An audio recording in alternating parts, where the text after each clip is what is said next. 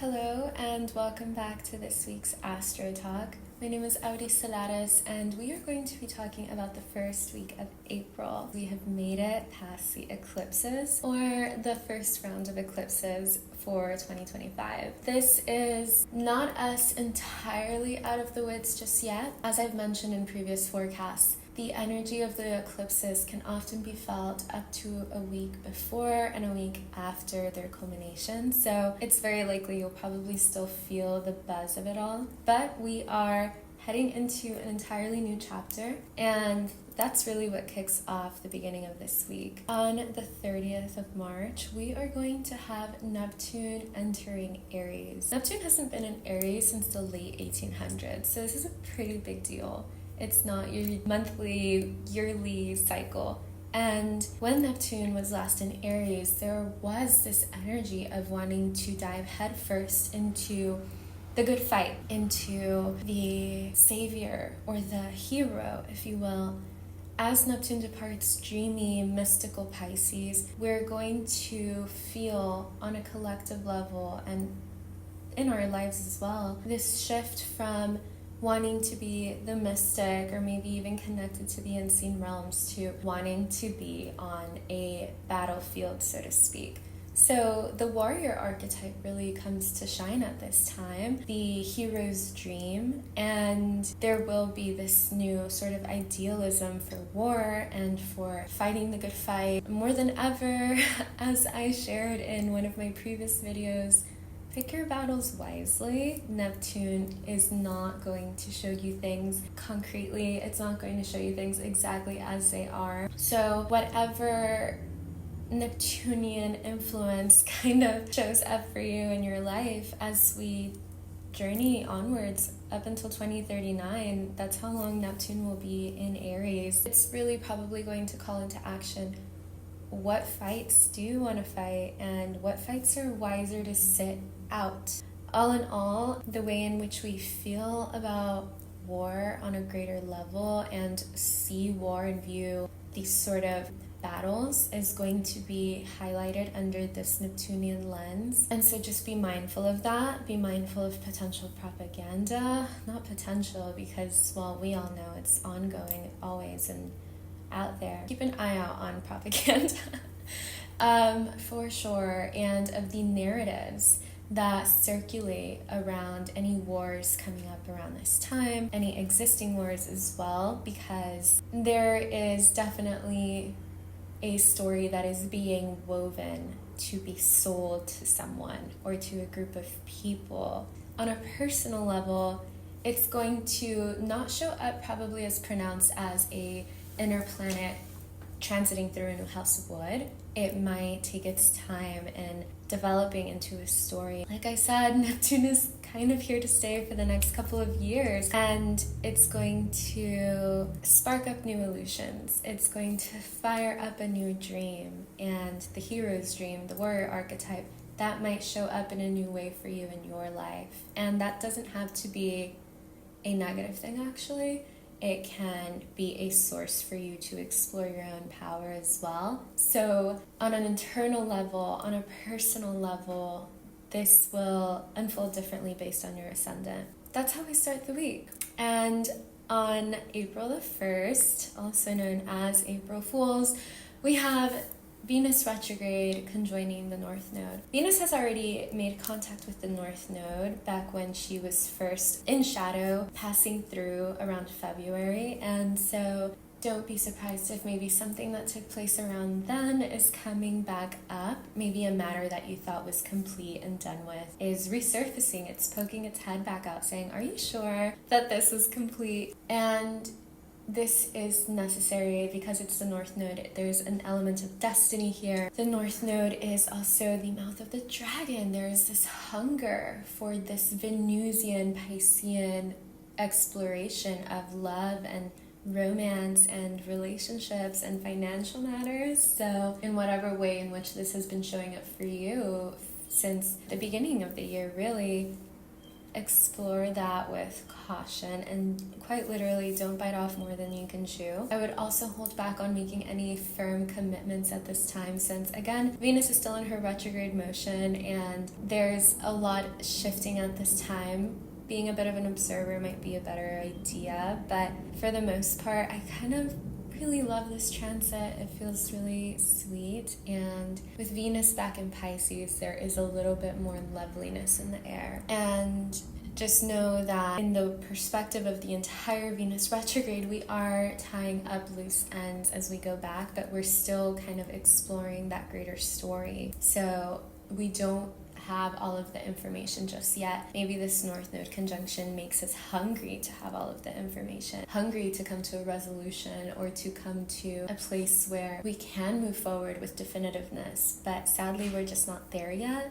So that's where the don't bite off more than you can chew piece comes in. Be mindful that we still have a ways to go until that direct station. Enjoy it for the ride that it is. Try not to get swept up in the waves. On the 4th of April, Mercury, hot on Venus's heels, is also going to conjoin the North Node because Mercury is also retrograding in Venus's path. It's very likely that these two events are tied together, where Venus brings in the relational aspect of the matter at hand and Mercury is then maybe trying to put words to it. What this also feels like as well is maybe having higher awareness of the way in which we communicate without language. Dream communication. Sometimes people show up in your dreams and it's not actually them, it's your psyche telling you something about what they represent. Nonetheless, that's information coming your way. And because this Venus-Mercury retrograde is sort of interwoven together, be mindful of the way in which you are perceiving it and the thought patterns that you are going along with in this. And perhaps in this moment, there is a little bit of a shift in the way in which you do intellectualize things. Maybe you are receiving some insight at this time that feels very karmic or destined. Nonetheless, however it is that it shows up for you, it's likely still going to be foggy.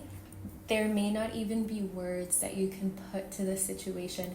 All you know is that you feel it.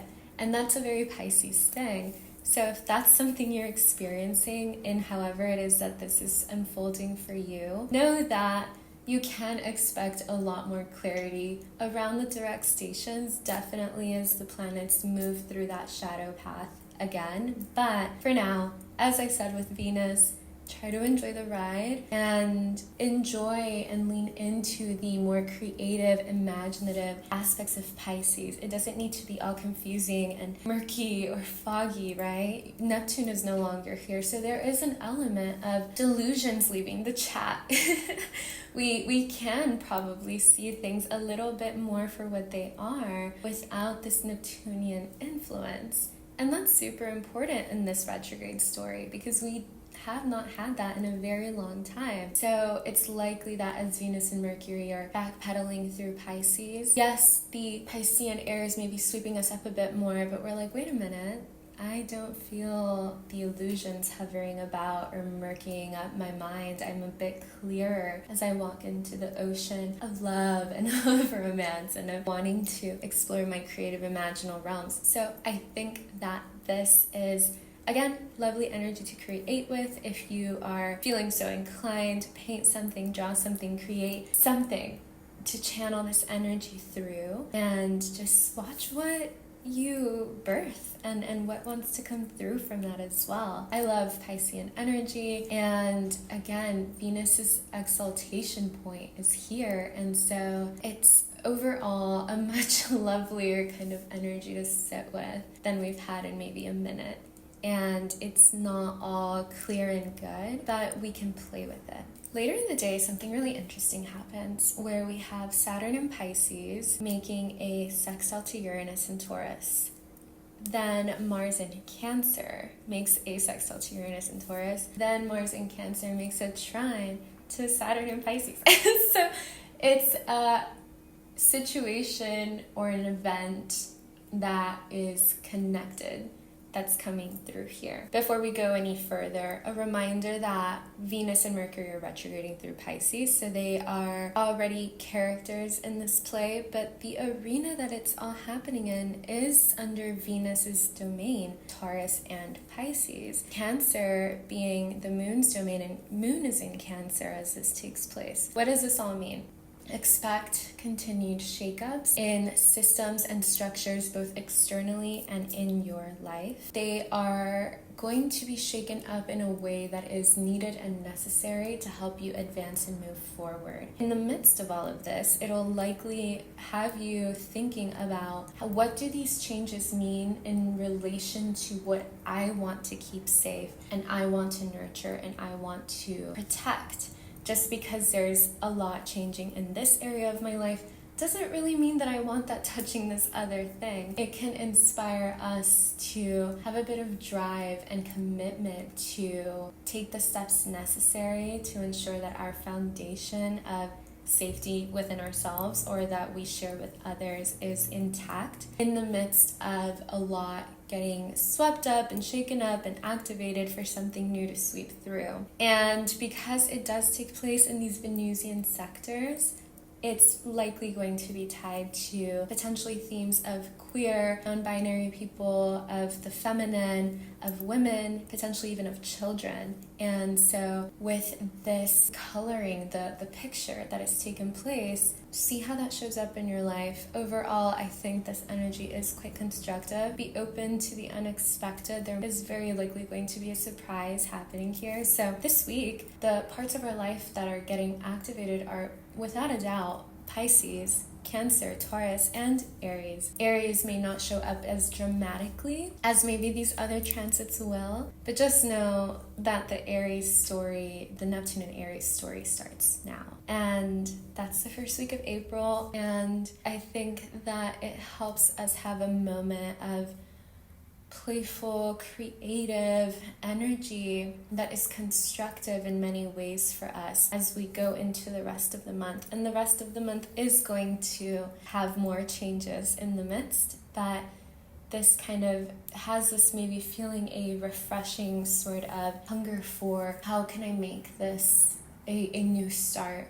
You know, this is a moment where we can reconnect with our dreams and our playful energy and continue to observe what the retrogrades want to show us, continue to observe what the story unfolding from the eclipses even is or has been. It gives us a moment to pause and digest, rest and digest. And if you were in fight or flight these last couple weeks, then we know that rest and digest is a really good place to land in after a moment like that. So I do hope that you're okay. I hope that you are finding your balance in life and that you can enjoy the lovelier aspects of this week. Even if it's not perfect, even if it's not entirely clear, it is a bit of a breather. So that's the week, and as I've been doing, I'm going to draw a card to share with us any messages or insights that can support us through it. This is the part of the video where I invite you to relax your muscles, close your eyes, take a deep breath, ground. If you haven't slowed down at all today, use this moment to take a beat and to connect with life, to listen to the sounds that are around you. What is it that we most need to know for the first week of April? And I say because when I first started shuffling the deck, this card was at the bottom. That's really interesting. We have the King of Swords. With the King of Swords, there is an emphasis on logical ways of thinking. There is an emphasis on clarity and sharpness of the mind, as well as clear communication. And the King of Swords has the capacity to access that, even in the most foggy landscapes. He can wield his sword and sort of cut through the fog. And in what ways can you access that energy in the midst of a Mercury retrograde. This is an emphasis on that. The King of Swords also does represent a leader of some sort. We have Neptune ingressing into Aries. So don't be surprised if maybe there is this new sort of archetype of leadership that's entering into the world or into your life. And the sword here is very apt because Mars rules, things like weapons that look like swords or daggers, and the leadership that's here could be in some regard delusional, or it can take the shape of someone who has the capacity to cut through delusion. Who would be born of a Neptune in Aries transit? Well, someone who would have to gain a lot of practice in cutting through something that is deceiving or something that is not as it seems. You'd have to get really well versed at sifting through all of the information and extracting the truth. The truth is always there. You just have to have the clarity to find it, and a sword never hurts. So this feels very apt for this Neptune in Aries ingress. Feels very apt for the lessons that Mercury is no doubt showing us in how we communicate and how we think about things, and perhaps even coming to the realization that there needs to be a shift in our neural pathways and our neural processing. And also this sort of Saturnian kind of energy tied here as well, as we have someone who is at the head of a system or at the head of a structure. And with this card, it feels like whatever Saturnian influences are coming through for you in this week with these transits that we have, the sextile to Uranus and the trine to Cancer. It feels like it wants to help you see things from maybe a bit of a reality check, but a reality check that was super needed, and that it's going to help you move forward with so much more information on the matter in a way that'll help you commit to it even better, because you kind of see things for what they are. So this doesn't take away from the fogginess that a Mercury retrograding through Pisces might bring, but what it does mean is that it's saying, yeah, things are maybe not as easy to see through as normally they would be, but that doesn't mean that you can't access your capacity to think critically and use your discernment. Marry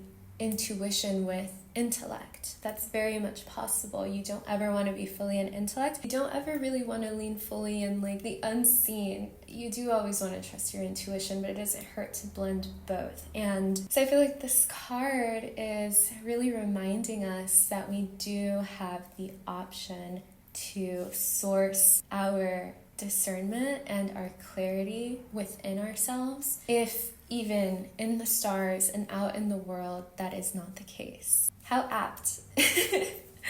I really love that. And yeah, it feels like a really strong sense of support for us right now. I also love that there's a butterfly and some crescent moons at the very top of his throne. This does signify that there's an element of him that is still taking into consideration the feminine, the intuitive realms. The fact that these glyphs are carved into his throne, that's a pretty big deal. Doesn't matter if he has his sword or not, or if he's, sifting through paperwork and saying like, this is yes, this is no. At the background of it all, there's still this cross-checking with the intuitive, with the subconscious, with the feminine energy that is injected with more grace or compassion, or even a level of magic and mysticism coming in to override leaning too much onto the logic, fact-heavy sort of realm. I hope that makes sense. So how wonderful. I really love that, and I hope that that is helpful for you. Thank you for hanging out with me and listening to the astrology for the first week of April. I'm sending you so much creativity and so much magic and so much love. And I will see you in the next one. Take care.